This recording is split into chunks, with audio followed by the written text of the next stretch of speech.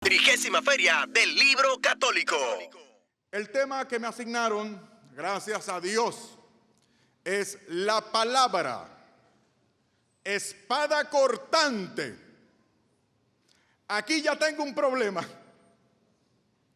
Y es que cuando decimos la palabra, espada cortante, alguien podría tener la impresión de que estamos tratando la palabra como otros hermanos, con el debido respeto, como otros hermanos. Es decir, usar la palabra como un instrumento para lograr cosas, para acordarle a Dios sus promesas, para obligar a Dios a actuar en nuestro favor. Según nosotros entendemos, Él debe actuar para hacer lo que nosotros entendemos es lo mejor. Aquí ya tengo otro problema, el segundo problema. Y es que yo soy católico. Y como soy católico, tengo que decir la verdad.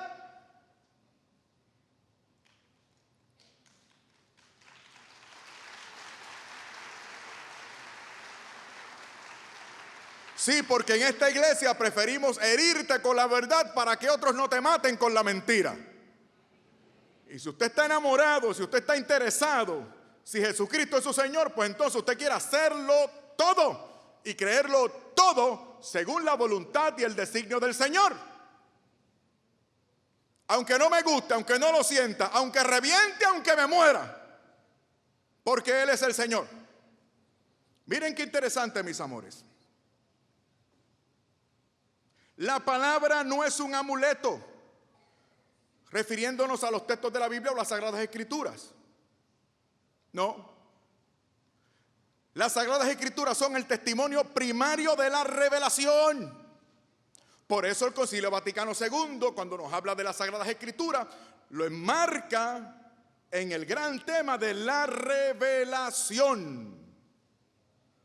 Ciertamente las Sagradas Escrituras son el testimonio primario de esa revelación. Son importantísimas, seguro que sí, es lo más importante. Pero la revelación como misterio no está limitada a los contornos de ese libro que conocemos como la Santa Biblia. Por eso es que nosotros hablamos, por ejemplo, de la sagrada tradición o tradición con T mayúscula, que viene a ser, por ejemplo, perdonen que tengo que hablar en términos humanos para que me entiendan, es como la jurisprudencia. A ver cómo me explico. Supongan que alguien con mucha autoridad se levanta frente a ustedes y dice: queridos compatriotas, pueblo de la República Dominicana, desde este momento cada cual en este país va a vivir según entienda, interprete y aplique la Constitución de la República. Y que el espíritu del Padre de la Patria les acompañe y les asista. Pregunto, ¿qué va a pasar? El caos, la resquebrajación de la sociedad dominicana. Podemos establecer y estipular que la Constitución del país es el documento más importante, es la Carta Magna del cual emana nuestros derechos, prerrogativas, libertades, etc. Pero no es suficiente, por eso hemos establecido un sistema de ley y orden, órganos de seguridad pública y un sistema de cortes, cuyo órgano inapelable, en último caso, es la Corte Suprema. Ahora les pregunto a ustedes, ¿significa eso que en esos cuerpos de seguridad pública todos los integrantes son perfectos, castos y puros? ¿No cometen errores? ¿Significa eso que los jueces de la Corte Suprema son todos perfectos, castos y puros? Bueno, pues entonces sugiero, eliminemos la Corte Suprema. No, porque es necesaria. Dios nuestro Señor se ha establecido un sistema de ley y orden para entender la sagrada revelación, para que nadie se equivoque, para que nadie meta la pata, para que se encuentren de forma inequívoca con la palabra que en definitiva es Jesucristo el Señor.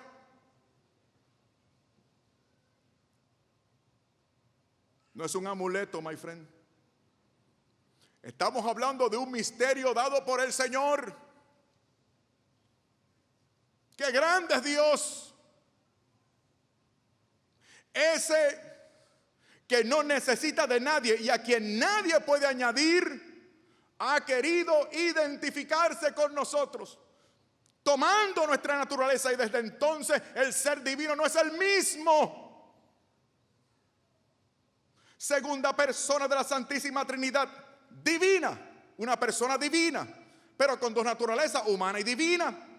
Él ha querido asumir nuestra naturaleza para tener comunión con nosotros, pero además, para darse a entender, revela una palabra, y a través de esa palabra nos muestra su pensamiento, su querer, su voluntad, su designio, su evangelio, sus preceptos, sus mandamientos. ¿Quién soy yo para decir quiero a Cristo? Cristo, la persona, el que se identificó conmigo, el que bajó, el que me ama, pero no quiero lo que Él ha revelado. Qué bonito, ¿eh? Que muchos lo aman.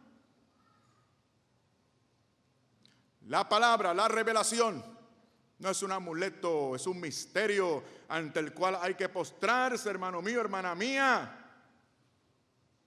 Comencemos diciendo, por ejemplo, que todo lo que la gente llama promesas son todas condicionadas. Un par de ejemplos, los famosos 2 primeros versículos del Salmo 27. El Señor es mi luz y mi salvación, ¿a quién temeré? El Señor es la fortaleza de mi vida, ¿quién me hará temblar? ¡Ay, qué chévere! ¿A quién voy a temer? A nadie. ¿Quién me va a hacer temblar? Nadie. ¿Cuándo se logrará eso? Cuando Él de verdad sea tu luz y sea tu fortaleza. ¿Se dan cuenta? ¿Qué me dicen del primer versículo del Salmo 23? El Señor es mi pastor, nada me falta. En presente, esa es la traducción correcta.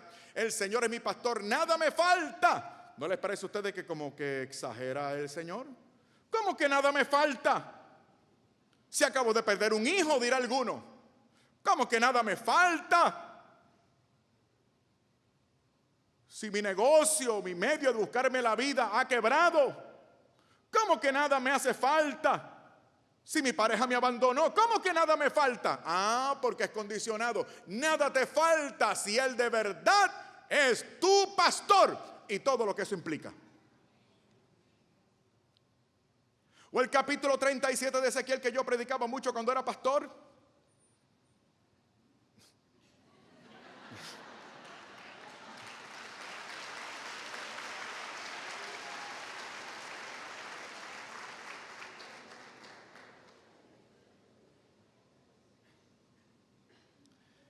Esto que estoy tomando es medicina. No vayan a pensarse porque debería estar tomando agua. ¿Qué es lo que está tomando? Esto es medicina porque estoy delicado del estómago. ¿Estamos claros? Pedialitis, vaya.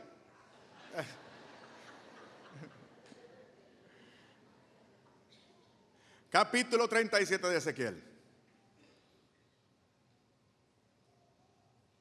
¿Me permiten predicar un poquito del capítulo 37 de Ezequiel? Ay, qué tiempos aquellos. Hermano y hermana, estás frente a un valle de huesos secos. Eso ha sido tu vida hasta hoy. Pero he aquí que el Señor te revela y te dice: profetiza, hijo de hombre, yo llenaré tu boca con la palabra del Espíritu. Y he aquí que tú abres la boca y la llena el Espíritu y comienzas a profetizar.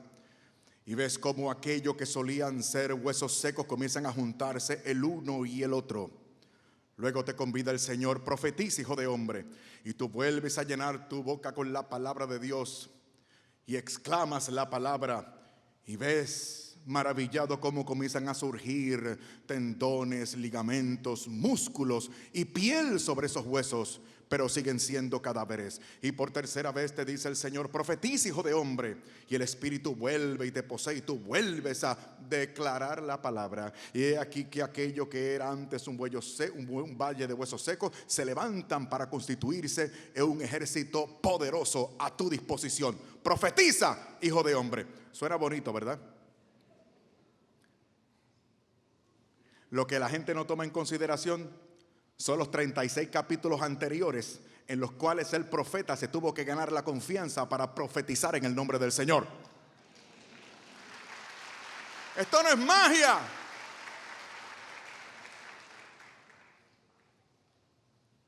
Todo lo que pidan al Padre en mi nombre, Él lo hará. Todo lo que pidan, Él lo hará. Todo lo que pidan, Él lo hará. Parece magia, parece fácil.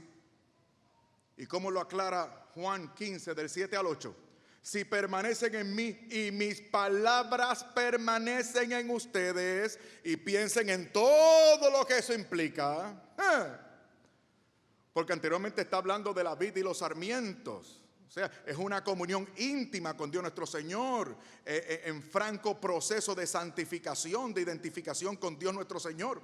Si permanecen en mí, mis palabras permanecen en ustedes, pidan lo que quieran y se les concederá. En esto he glorificado mi Padre, en que den mucho fruto y sean discípulos míos. Hay que dar fruto y ser discípulos del Señor. ¿Y qué más? A propósito, ¿cómo dice el Señor son sus discípulos? ¿A quiénes se reclutan? Quien quiera ser mi discípulo, niéguese a sí mismo, tome su cruz cada día y sígame. ¿Tú no quieres que el Señor te escuche? Esto no es magia, my friend. Miren qué interesante. La carta a los Hebreos, capítulo 4, versículos 12 y 13, dice: ciertamente la palabra de Dios es viva y eficaz, y más cortante que una espada de doble filo. Entra hasta la división del alma y del espíritu, de las articulaciones y de la médula, que penetrante es la palabra, y y pensamientos del corazón. ¿Cómo será esto posible? No hay ante ella criatura invisible, sino que todo está desnudo y patente a los ojos de aquel a quien hemos de rendir cuenta. ¡Qué maravilla! La palabra como revelación, como misterio. Miren qué interesante, 3 cositas. Este misterio, para que sondee nuestra alma, según el contexto de la carta a los Hebreos, tiene que darse en un contexto de fe. Para que la palabra sea penetrante y nos delate delante del Señor, hace falta como presupuesto la fe. Segundo, hace falta como presupuesto un criterio de autoridad. Y número 3, cuando se dan las 2 primeras condiciones, entonces esa palabra puede ser meditada con fruto. Repito, mis hermanos, para que lo tengan bien presente. Según el contexto, perdonen, ahora soy católico, tengo que tratar las cosas en su contexto. ¿Estamos claros?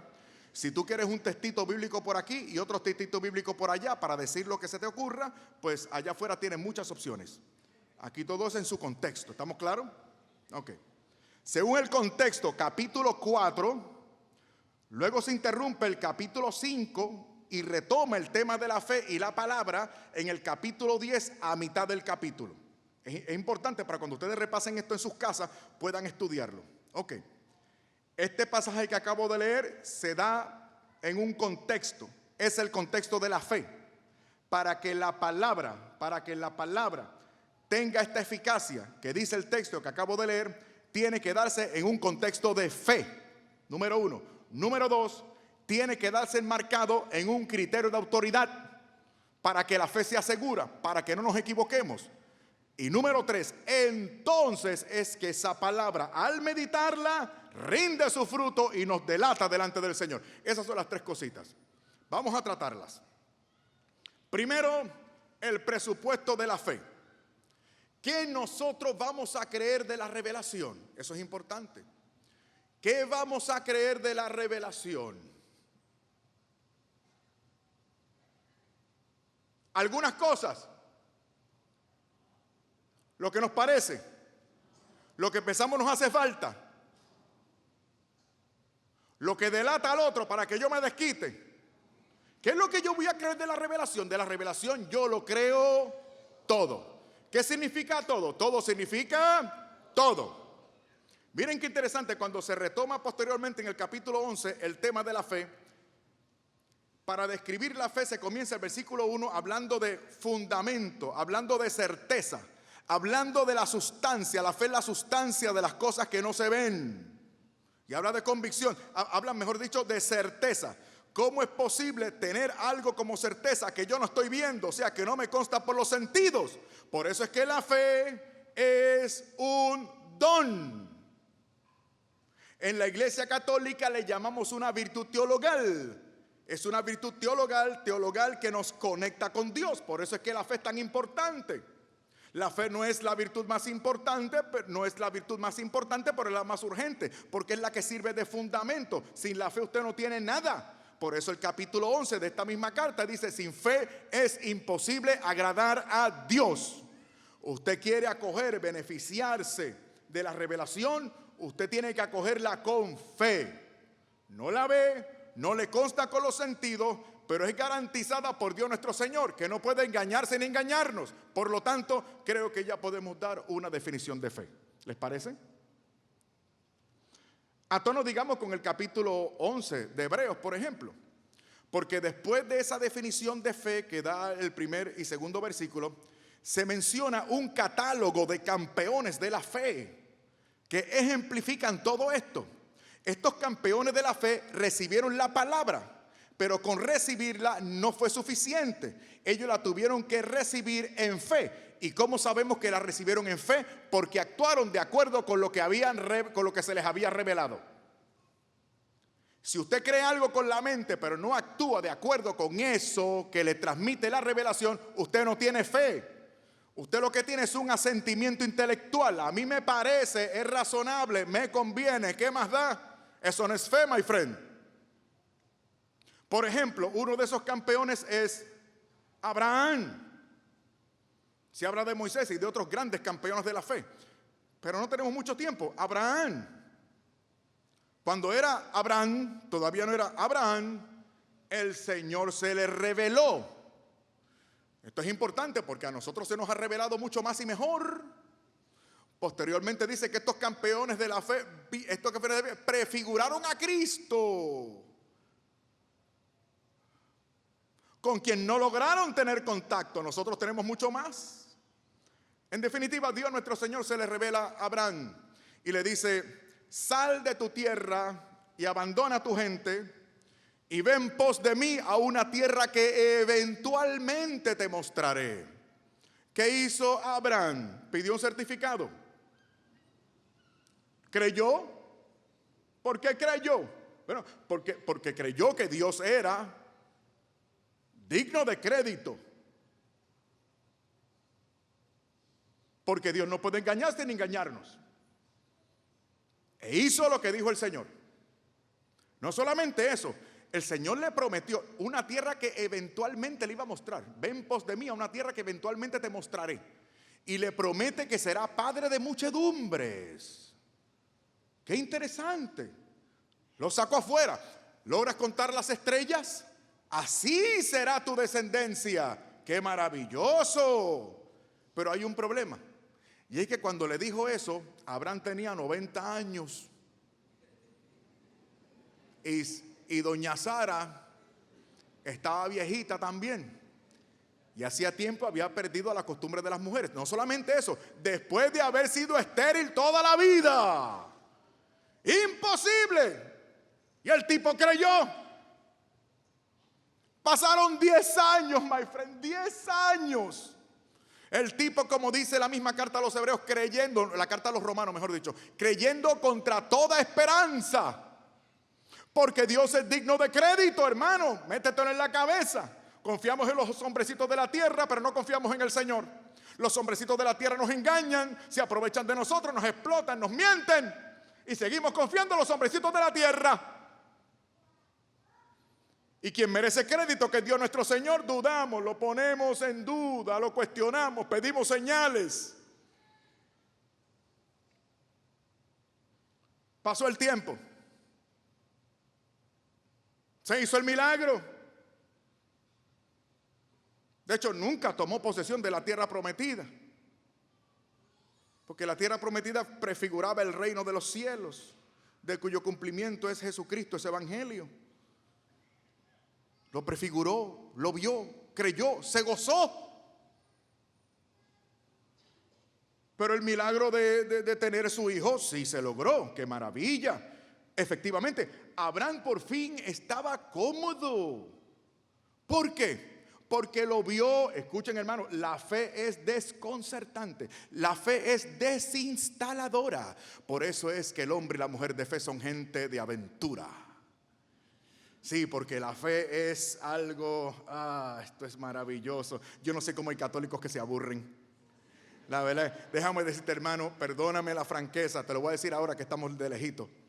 Por si acaso, escúchame bien. Si usted se aburre con la fe católica, le tengo noticias. La fe católica no tiene nada de aburrido. El aburrido es usted, my friend. Usted vino aburrido de fábrica. Así que no se aburra. Quiero decir que no caigan presas del aburrimiento.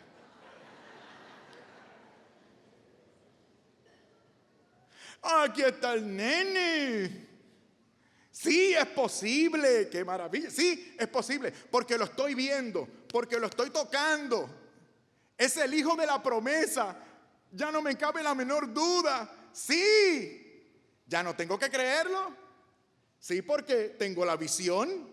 Aquí está. Se dio. ¿Y qué hizo el Señor? Abraham, ¿sabes de tu hijo?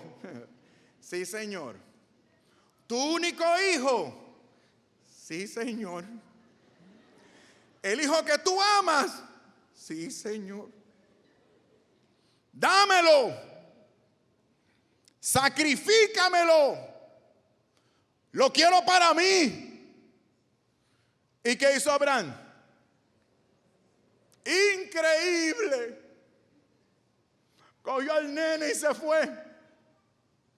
Antes de subir, le dijo a su sirviente: espéranos aquí. El niño y yo vamos a subir a adorar y regresaremos. Porque dijo regresaremos, porque pensó que el Señor lo iba a librar de sacrificar a su nene. No, Señor. La carta a los Hebreos dice que él estaba dispuesto a matarlo. Él iba a matarlo porque él sabía que Dios era tan fiel y poderoso que aún de los muertos podía resucitar a su hijo. ¡Qué maravilla! La aventura de la fe. ¿Cómo la palabra de Dios fue efectiva? Porque hubo fe. Esto no es magia. Muévase. Aplique, practique, viva, rece, celebre.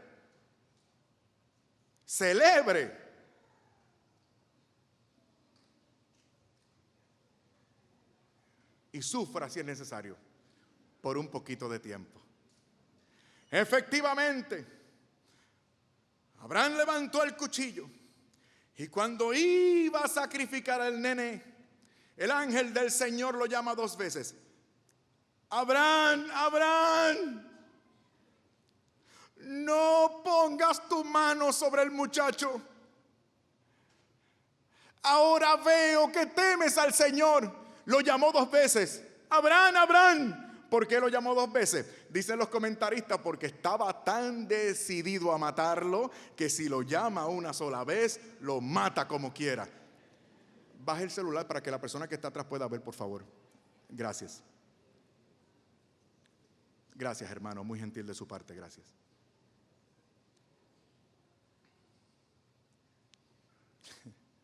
Qué maravilla. No, y otros ejemplos que podemos dar. La fe de Santa María.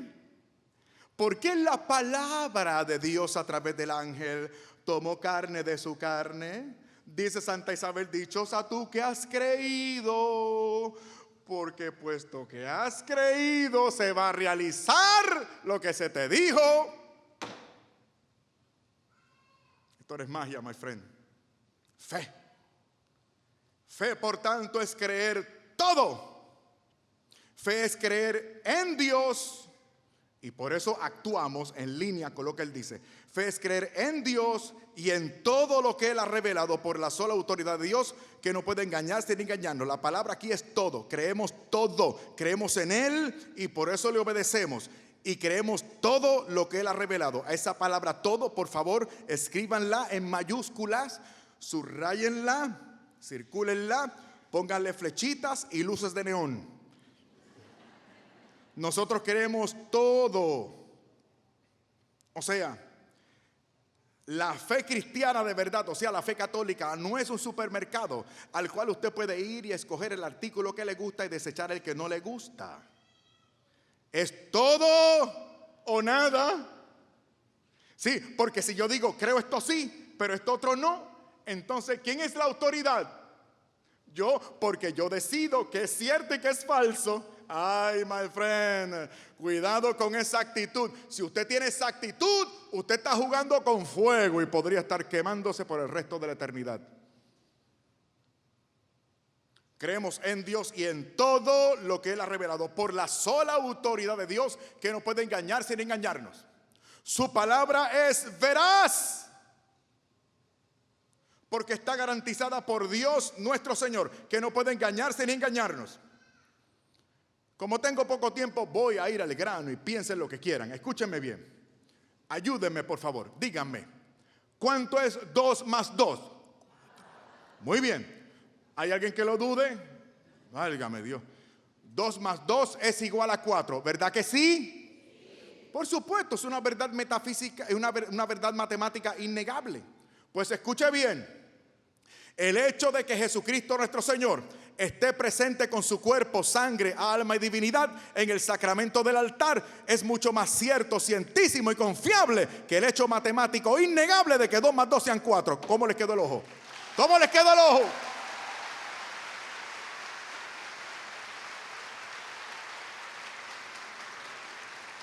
Las verdades de fe son más ciertas, ciertísimas y confiables que cualquier otra verdad de tipo matemático, filosófico o científico. No porque eso sean mentiras, son verdad, pero a esas verdades nos allegamos por la simple razón natural, mientras que la revelación nos allegamos a ella por revelación divina, infalible. Tenemos fe humana para creer la palabra de los hombres, pero cuestionamos a Dios. Le pregunto a cada uno de ustedes, cuando antes de usted sentarse, ¿usted revisó que esa silla estuviese en condiciones para soportar su peso? ¿Alguien revisó los remaches? ¿Alguien pidió a los organizadores un certificado de la fábrica que manufactura sillas? No, usted puso su posadera. No, usted se tiró, sí, porque yo estaba viendo.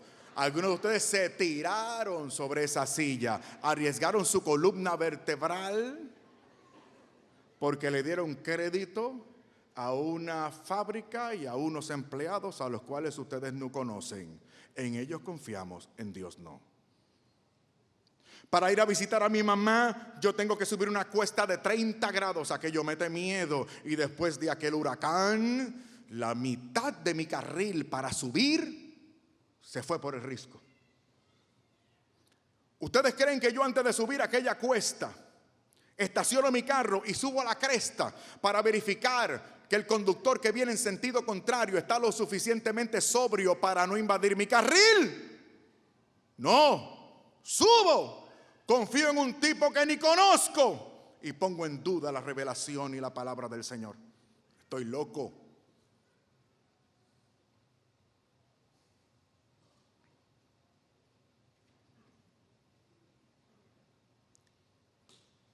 En la otra iglesia yo ponía el tiempo, pero aquí me lo ponen a mí.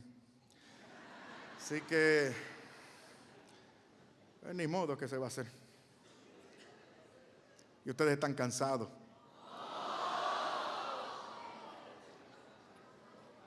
Es un truco, pregunto, para ver si aguantan 1 hora y media más. Muy bien. Hay mucho más que decir, pero vamos a ver. Fe en la palabra.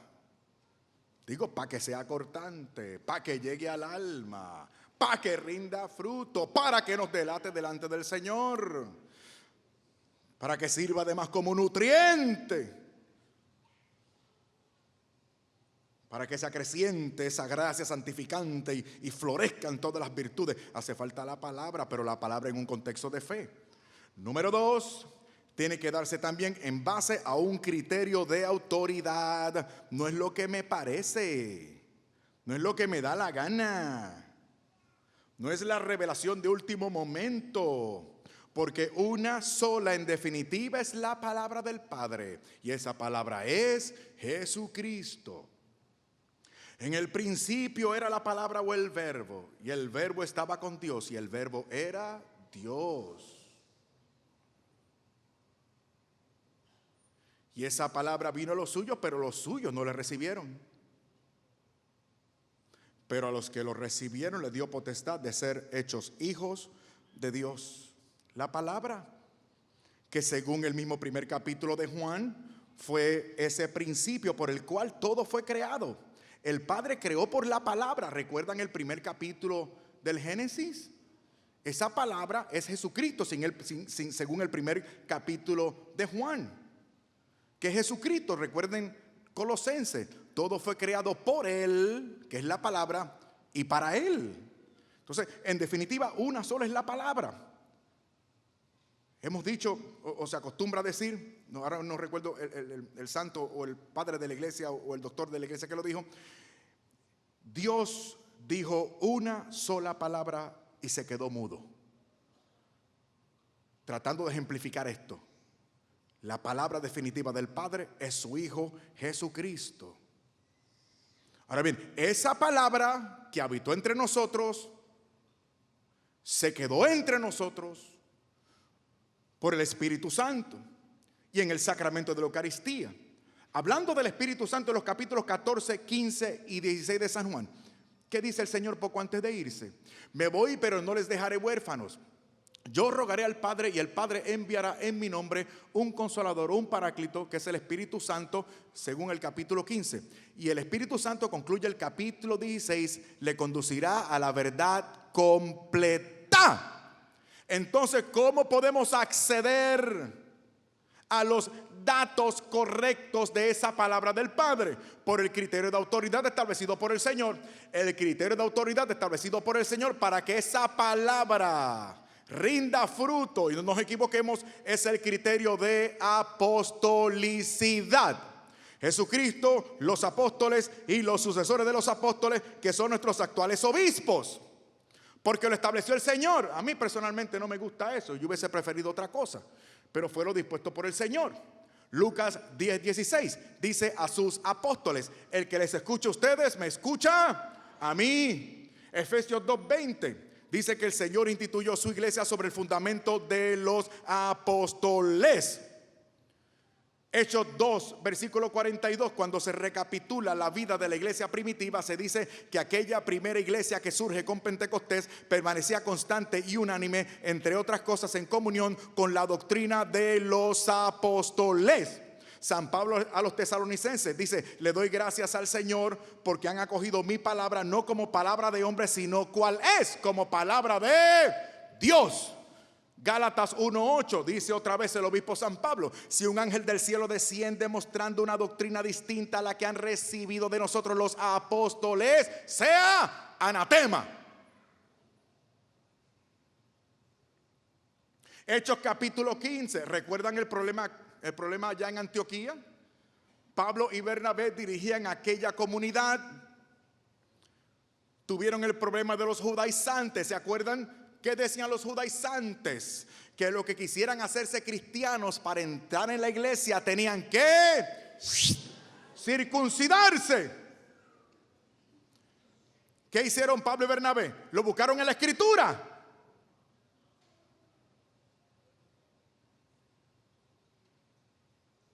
¿Qué hicieron Pablo y Bernabé? Lo echaron a votación, porque esta iglesia no es democrática. Allá en Estados Unidos hay un grupo de viejas locas que se hacen llamar católicas pro-choice, católicas a favor del aborto.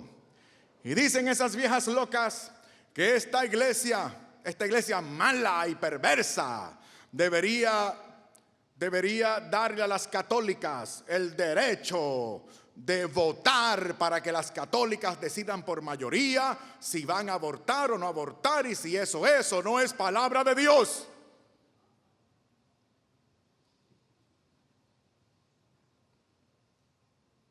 Increíble.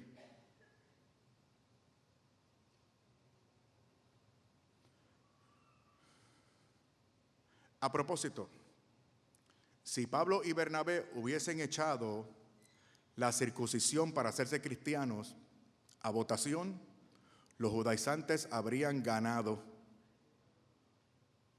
Eso hubiera pasado a la tradición cristiana. Y hoy, ustedes y yo, hombres, varones, machos masculinos, para hacernos cristianos tendríamos que, como querían los judaizantes, ¿está claro? Hace 2000 años atrás, de adultos sin antibiótico ni anestesia.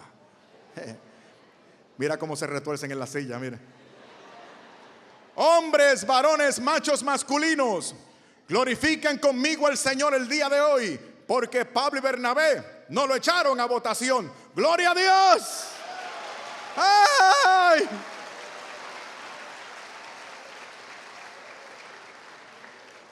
Fueron a Jerusalén, la primera y principal diócesis católica de aquella época. Fueron a Jerusalén a consultar ¿con quiénes? Con los apóstoles, quien eran los primeros obispos. Y entonces se levanta en el versículo 28 Santiago, quien era el obispo de Jerusalén. Y miren cómo Santiago introduce la cuestión para resolver el asunto. Dice: hermanos, nos ha parecido bien al Espíritu Santo y a nosotros. Yo necesito estar en sintonía con la Santa Madre Iglesia Católica para no equivocarme en mi abordaje de la revelación y en mi interpretación de la Sagrada Escritura. Es lo establecido por el Señor. Ya están pensando algunos: a este parece que le gusta mucho la Iglesia Católica. Yo no estoy aquí porque me guste.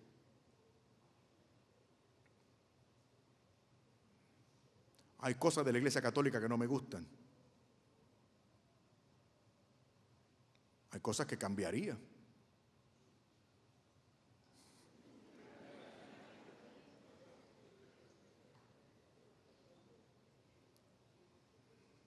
No voy a entrar en detalles. Pero yo no estoy aquí porque me guste, ni porque lo sienta, y mucho menos porque me convenga. Yo estoy aquí porque es lo correcto. Y un hombre hace lo que es correcto. Y usted también, porque usted se murió. Usted ha sido crucificado con Cristo, el Señor. Ya no vivo yo, decía el apóstol, ahora Cristo vive en mí. Ese es el criterio de autoridad, para que la palabra sea cortante, surta su efecto. Y ahora, para que esa palabra, de acuerdo a todo lo que hemos dicho, entre a nuestra alma, discierna nuestros pensamientos, purifique nuestro corazón, nos prenda por dentro con el fuego del amor de Dios. Esa palabra tiene que ser meditada. Esa palabra tiene que hacerse mía y de usted. Por lo tanto, esa palabra tiene que, este es el efecto que surte la meditación. Esa palabra tiene que ser creída. Número 1, creída. Número 2, amada. Les recomiendo, por favor, como tarea, lean el Salmo 119. Ya sé, es larguísimo, son más de 140 versículos, pero no es penitencia, es simplemente que les recomiendo. Lean el Salmo 119 para que ustedes vean. O sea, no es solamente la palabra que se me da, a la cual yo me someto, es que yo, según el Salmo, yo disfruto, yo me deleito. Yo la creo, yo la amo. Y si la creo y la amo, yo la vivo, y como la vivo la practico. Entonces, 3 cositas, por favor, para los que están anotando. Esa palabra hay que creerla. Esa palabra hay que amarla. Identifíquese con la palabra, ámela, métela en su alma. Créala y ámela con la última molécula de su ser. Y número 3, practique la palabra. ¿Qué dice el Señor? Ustedes son mis discípulos si hacen lo que yo les mando. Aquel que ama, aquel que me ama, guarda mis mandamientos. Mateo 7:21, no todo el que dice Señor, Señor entrará en el reino de los cielos, sino aquel que hace la voluntad de mi Padre.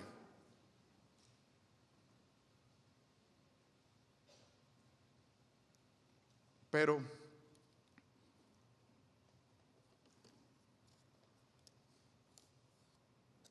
hay que ser realista.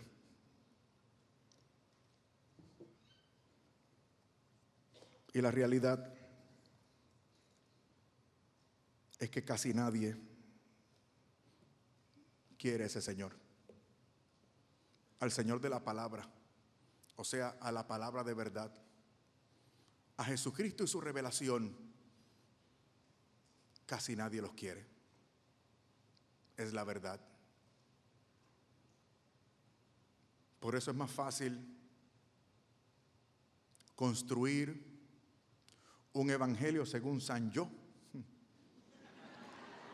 Seguro. Y por eso, mucha gente allá afuera y otros aquí adentro.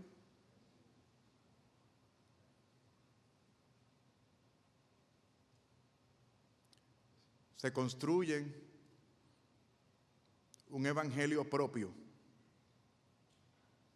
Esto sí, esto no. Es que esto me cuesta, es que no me parece, es que no me conviene.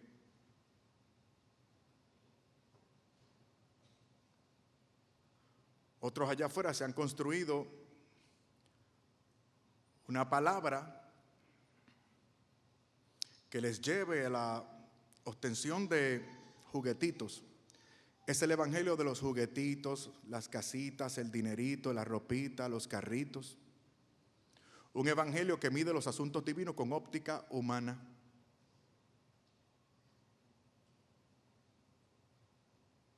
Pero cuando nos referimos a la palabra hecha carne, y la revelación de esa palabra, muy pocos la quieren. Es entendible humanamente hablando. Claro, lo que es imposible para los hombres es posible para Dios. Pero hay que confiar, hay que creer, hay que actuar. Porque en definitiva, fe es creer, confiar y obedecer. ¿Quién quiere ese Señor? Por ejemplo, fijémonos del Evangelio según San Lucas. ¿Cómo comienza? Con la profecía de Simeón a la Virgen. ¿Recuerdan?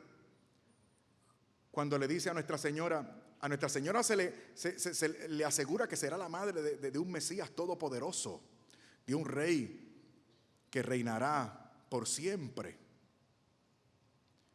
Y ahora una profecía de Simeón que lleno del Espíritu Santo la desconcierta cuando dice: este niño ha sido puesto como piedra de tropiezo para muchos. Y advierte a Nuestra Señora: y una espada atravesará tu corazón. ¿Quién quiere ese Señor? La gente quiere el amuleto. La gente quiere la Escritura como un manual de superación personal que está de moda ya ahora con los superapóstoles que algunos de ustedes ven por televisión.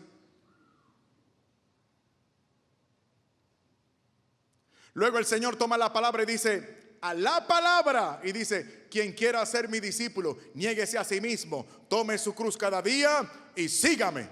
¿Qué más dice? Quien pone la mano en el arado y mira atrás no es digno de mí. ¿Qué más dice? Yo no he venido a traer paz a la tierra sino espada. Quien no recoge conmigo desparrama, quien no está conmigo está en mi contra. ¿Quién quiere ese Señor? Un Señor que me dice a mí que ya yo no tengo que compartir el lecho con una meretriz. Si tan solo deseo una mujer con lujuria en mi corazón, soy un adúltero. ¿Cómo se atreve a decirme que ya yo no tengo que infligir la muerte a otro ser humano? Si tan solo desprecio a mi hermano en mi corazón, yo soy un homicida.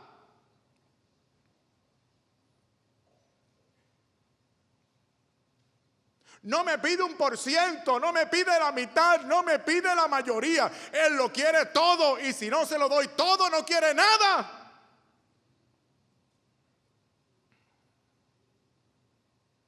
En su primer gran sermón, el sermón de la montaña, le quedó tan bien ese sermón que un par de tipos se le acercaron emocionados. Señor, Señor, te seguiré, te seguiré.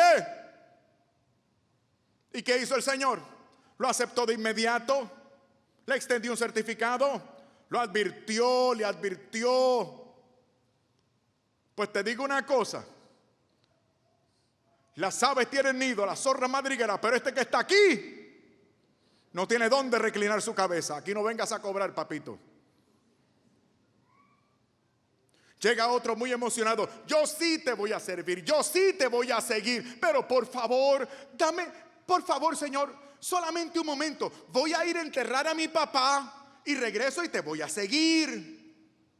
Hombre, déjalo. No seas tan exigente, por favor. Dale una oportunidad. ¿Y qué le dijo el Señor? Deja que los muertos de tu familia entierren a ese muerto y tú ven y sígueme. ¿Quién quiere ese Señor? ¿Todo o nada?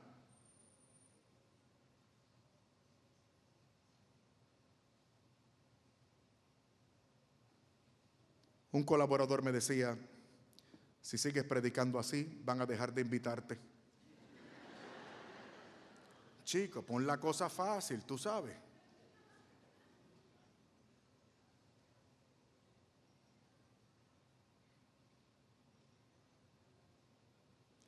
Pero lo que no es posible para los hombres, es posible para Dios.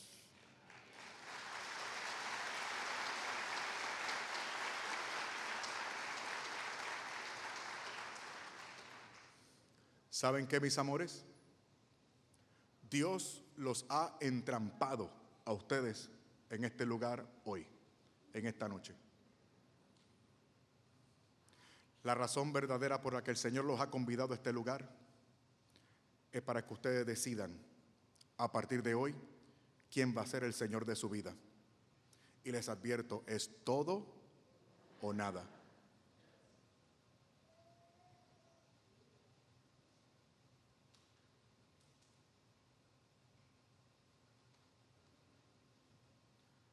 Algunos están pensando, ya mismo lo voy a pensar. Deja que arregle unas cuantas cositas y me voy de cabeza.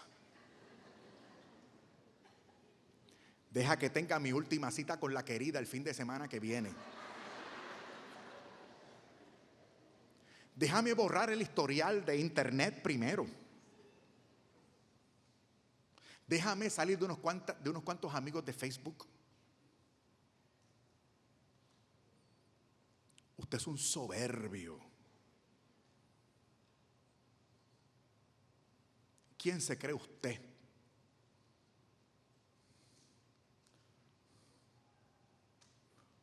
Le voy a decir algo, mis amados.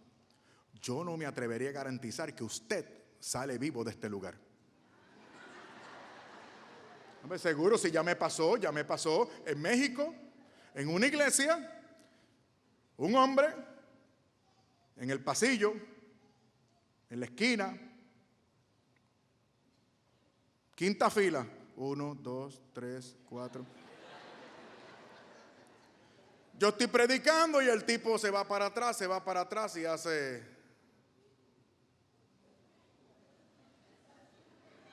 El tipo se murió o lo maté.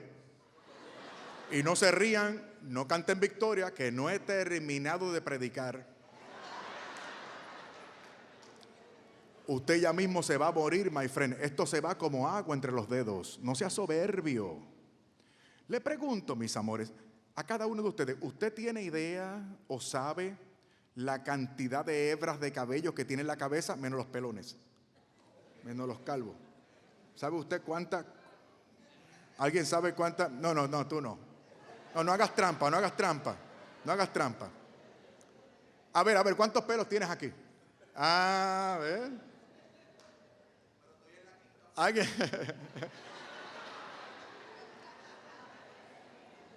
Ya mismo se van a morir.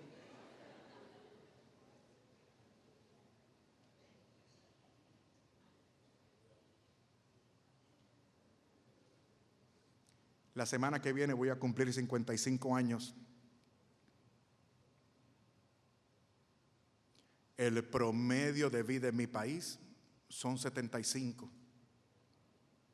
¿Cuánto me queda?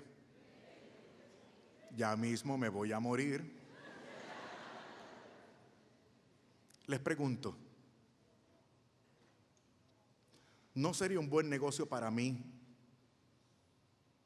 que hoy yo me entregue totalmente y sin reserva a Dios mi Señor, y después de estos brevísimos 20 años yo logré vivir el resto de la eternidad gozándome delante de la presencia del Señor, siendo feliz para siempre? ¿Verdad que es un buen negocio? ¿Verdad que es un buen negocio? Pero aquí hay tontitos que dicen, no, yo estos próximos 20 años los voy a vivir como me dé la gana, viviendo la vida loca. Y después de estos 20 años pasaré el resto de la eternidad quemándome en las pailas del infierno, donde la llama nunca se extingue y el gusano nunca muere. Y yo pregunto, ¿dónde están los listos? Los que estamos dispuestos a hacer un buen negocio, ¿dónde estamos? ¿Dónde estamos? ¿Dónde estamos? ¿Verdad que sí? ¿Somos listos? ¿Qué les parece? ¿Nos entregamos? ¿Nos entregamos? Miren, hermanos, qué paradoja. En esto consiste la felicidad. Usted no será feliz de otra manera, porque usted fue creado por Dios y para Él. Si usted quiere hacer un uso feliz de su vida, usted tiene que poner como objetivo el fin por el cual usted fue creado. Dios, Dios, Dios, Dios, Dios, Dios. Aventura. ¿Dónde están los listos? Los listos, de pie. Nadie juzgue mal al que se quedó sentado. Recuerden que hay gente enferma, hay mamás con niños, a lo mejor se murió. No hay problema, tranquilos. Hay otras tomando foto en el piso. Está bien, tranquila. No, tú tranquila. Tú eres lista también. Miren, hermanos, qué maravilla. Hay fiesta en el cielo y preocupación en el infierno. ¡Qué maravilla! ¡Qué maravilla, hermanos! Por eso, viendo la fe de ustedes, que han acogido la palabra, que corta, que discierne, yo puedo con toda humildad, pero con toda firmeza, yo estoy en posición de notificarles y de certificarles que hoy en este lugar nuestro enemigo Satanás ha sufrido una derrota tremenda en este lugar. Hemos triunfado para la gloria de Dios. Alabado sea el Señor. Bendito sea su nombre. Vive Dios, vive Dios, vive Dios, vive Dios, vive Dios, vive Dios. Alabado sea Jesucristo, bendito sea el Señor. Alabamos a Dios nuestro Señor por su palabra. Y le pedimos al Señor que por favor nos acepte. Tenga compasión de nosotros. Abrimos nuestro corazón y le pedimos, Señor, entra. Toma posesión. Instaura tu trono. No huyo, no me rindo, no me quito, no me excuso. Aquí estoy yo, tal y como soy. Tú me conoces. Por eso te pido, Señor, piedad, piedad. Acéptame, recíbeme. Sé tú mi Señor. Ayúdame, Señor, a vivir tu palabra y aceptar tu palabra en mí, para que me corte, me discierna, sondee, para que me muestres tu voluntad, Señor. Ayúdame, por favor. En nombre de Jesucristo. Mientras somos acompañados por nuestra Madre del Cielo, Santa María, decimos amén, amén, amén, y amén. Llega la 30ª Feria del Libro Católico. bajo el lema El Libro, lugar de encuentro con la palabra. Ven y participa de la exposición de más de 40 librerías editoras, charlas, artistas nacionales e internacionales, puestas en circulación de libros, actividades para niños y mucho más. 30ª Feria del Libro Católico, totalmente gratis. Del 16 al 24 de marzo en Casa San Pablo. Busca nuestro programa de actividades en nuestra página web mcc.com.do. Síguenos en nuestras redes sociales. Invita el Movimiento de Cursillos de Cristiandad. 30ª Feria del Libro Católico.